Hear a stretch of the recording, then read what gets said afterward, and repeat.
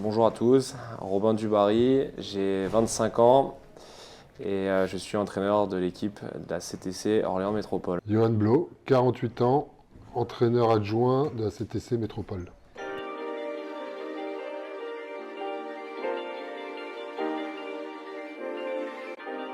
Donc actuellement je travaille dans l'animation et l'éducation dans le basket avec différents jeunes, de tout petits jusqu'au plus vieux. Je suis diplômé d'État avec mon DEGEPS qui me permet d'intervenir dans différentes structures. J'ai passé aussi en parallèle les diplômes fédéraux qui me permettent d'intervenir sur notamment les U15 France. Et enfin, parallèlement à ça, j'ai une licence STAPS. Enseignement pro jusqu'à 40 ans. J'ai passé mes diplômes en reconversion avec le système pro. Donc j'ai eu le DE1, DE2, c'est ça? BE2. Ouais, BE2. Ça fait 3 ans qu'on a pris les U15 nations. Et je travaille en parallèle dans une agence immobilière. Alors, pourquoi je suis devenu entraîneur? J'ai d'abord été inspiré par mes coachs, notamment quand j'étais adolescent. Ils dégageaient plusieurs choses, notamment ils intervenaient dans différentes structures. Ils arrivaient justement à faire avancer les garçons. La deuxième chose, c'est que moi, en tant que joueur, j'avais, on va dire, un petit talent, c'est d'être un bon leader dans le groupe, réussir à mettre du lien entre tout le monde. On appelait ça souvent les capitaines de vie. Et puis très vite, malgré ma motivation et l'envie de me dépasser, je me suis vite aperçu qu'il serait plus facile d'être performant dans le métier d'entraîneur que dans le métier de joueur. Donc voilà pourquoi ces orientations. Pourquoi devenir entraîneur? J'ai vécu au basket pendant de l'âge de 13 ans jusqu'à 40 ans. J'ai connu pas mal d'entraîneurs et je voulais inculquer aux jeunes, en fait, pour leur apprendre ce que moi, des entraîneurs un peu plus de haut niveau m'avaient appris. Et donc le centre de formation était vraiment le pôle qui m'intéressait le plus. Pour avoir coaché de la Nationale 3, de la Nationale 2, les U15, c'était vraiment ça qui m'attirait le plus. On va dire que j'alterne deux types un peu de relations. Une première un peu plus directive au départ pour orienter les garçons vers leur projet. Et puis très vite on s'aperçoit que les garçons ils deviennent très vite acteurs, puisqu'ils grandissent, ils mûrissent. Et l'objectif après, c'est justement de les accompagner au mieux et d'être vraiment à leur écoute dans leurs besoins. Donc c'est ce qui fait que derrière dans la relation, tout devient beaucoup plus proche. Et c'est pour ça aussi que la catégorie U15 est intéressante puisqu'elle dure que 2 ans. Je pense que 3 ça ferait trop, parce qu'on aurait une relation après trop particulière. Donc c'est le temps suffisant pour vraiment évoluer dans une relation. Voilà. Ma relation avec les jeunes, en fait, je suis quelqu'un de très proche. Du fait qu'on demande beaucoup d'accompagnement. Donc je suis quelqu'un de très proche. Après strict, je laisse la part à Robin de ça. Vraiment dans l'accompagnement. Le bilan de cette première phase, il est forcément très positif en termes de victoire, mais il est avant tout positif pour la plupart de nos garçons aujourd'hui. Ils découvrent quand même ce championnat, parce que certains arrivent de l'extérieur et autres.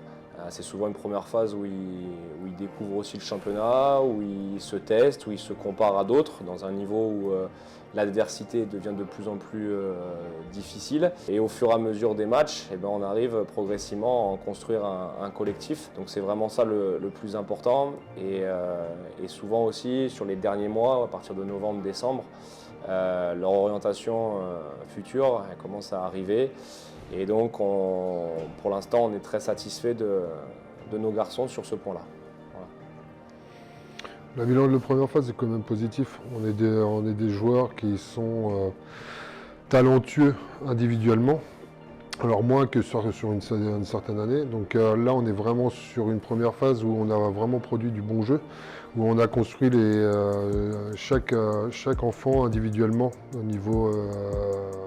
surtout avec le cursus qu'on a mis en place au sein du club.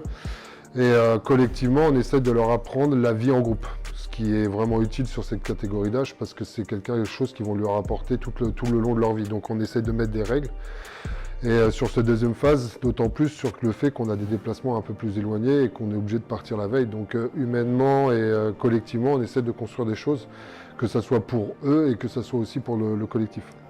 Après, sur certains joueurs, on n'a pas réellement construit de choses individuellement parce qu'on essaie de les faire mûrir collectivement.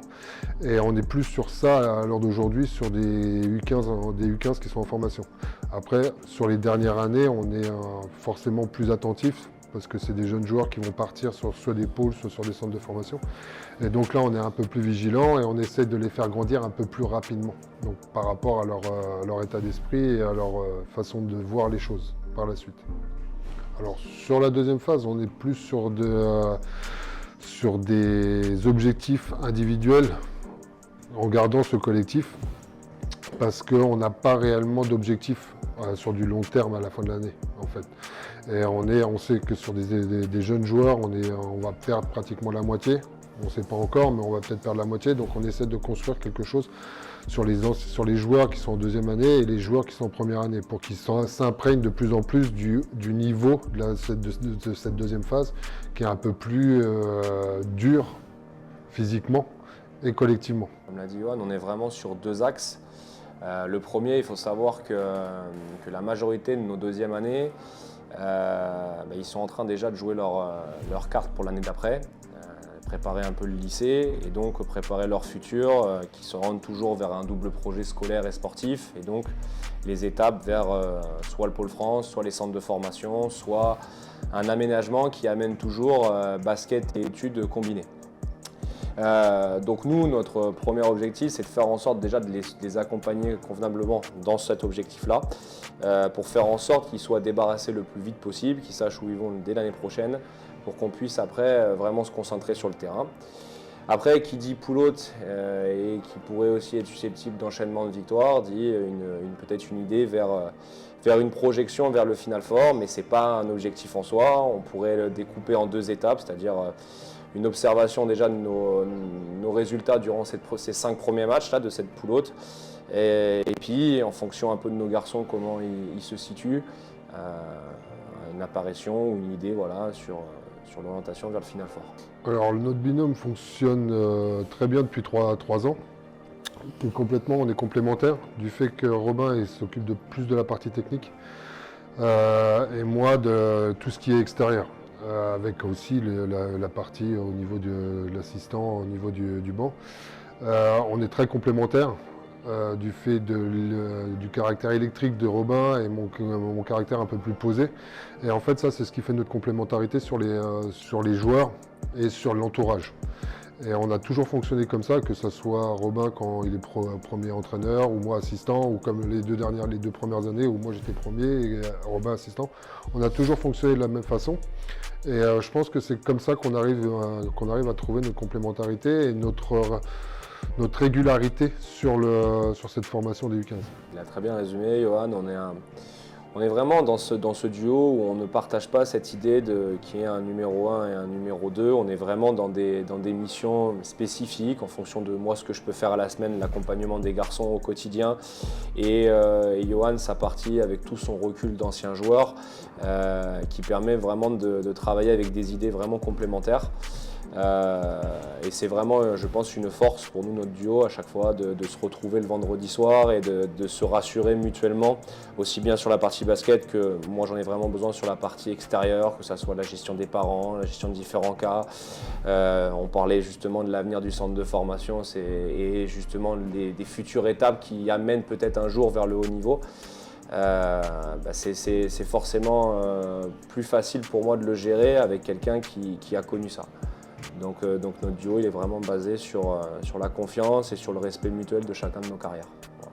Voilà. Alors la particularité de cette équipe de la CTC, c'est qu'on a globalement la moitié de nos joueurs, deuxième et première année, qui évoluent au pôle espoir de la région centre qui se trouve à Orléans, au Palais des Sports.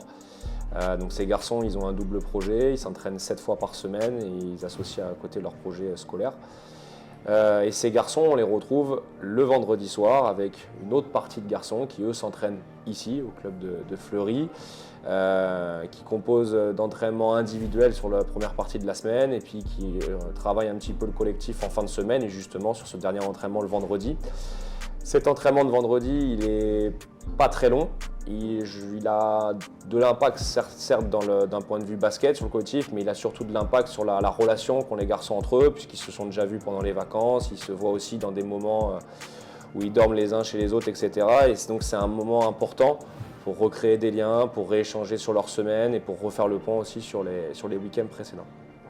La première première phase, en fait, on arrive à trouver des joueurs qui arrivent à sortir du lot. Depuis 3 ans, il y a 2 ou 3 joueurs à chaque fois qui sortaient du lot. Cette année, c'est complètement différent sur le fait. Alors, il y a toujours 1 ou 2 joueurs qui sortent du lot, mais on arrive à sortir cette année un peu plus de joueurs talentueux basketement parlant. Du fait que Fleury a mis en place un système d'entraînement individuel tout le long de la semaine et on voit cette évolution par rapport aux deux autres années où on voit qu'ils grandissent un peu plus rapidement au niveau basket. Et cette année, on n'a pas, à part Quentin Le Carrère qui est vraiment au-dessus du lot, mais malgré ça, on arrive à voir d'autres petits joueurs qui arrivent à sortir, qui arrivent à se montrer et qui arrivent à pouvoir s'exprimer sur les nations. Donc, je prends le cas de Milan, où on ne lui donnait pas cher de sa peau et qui arrive à déployer un jeu intéressant. Et ces petits joueurs-là, en fait, vont arriver sur une deuxième année un peu plus intéressante. Et on arrive à sortir quelques joueurs intéressants du fait qu'avec le collectif, ils arrivent à faire une deuxième phase intéressante. Et concernant justement la gestion après de ce futur, alors qui concerne quand même globalement les deuxièmes années pour les centres de formation, il faut savoir que, comme dans tout, le basket c'est un petit milieu. On est quand même en contact fréquent avec les différents entraîneurs. On essaye de se rapprocher des différentes structures qui sont d'abord proches de chez nous, parce que tout simplement, il y a quand même beaucoup de retours qui montrent que quand les garçons ne sont pas trop éloignés de leur famille, c'est quand même bien plus simple pour évoluer. Et puis après, voilà, on essaye d'accompagner les parents, donc c'est vraiment du cas par cas, avec les coachs. On a une relation entraîneur, centre de formation et parents qu'on met en place. Et on essaye justement après de les orienter vers les différents tests qu'ils peuvent avoir. Donc pour une partie de nos joueurs qui sont au pôle espoir, c'est finalement assez simple de par le suivi de la détection fédérale. Et pour des joueurs qui n'ont pas tout ça, eh ben, on rentre vraiment en relation avec les différents entraîneurs. Ils peuvent après passer leur CV.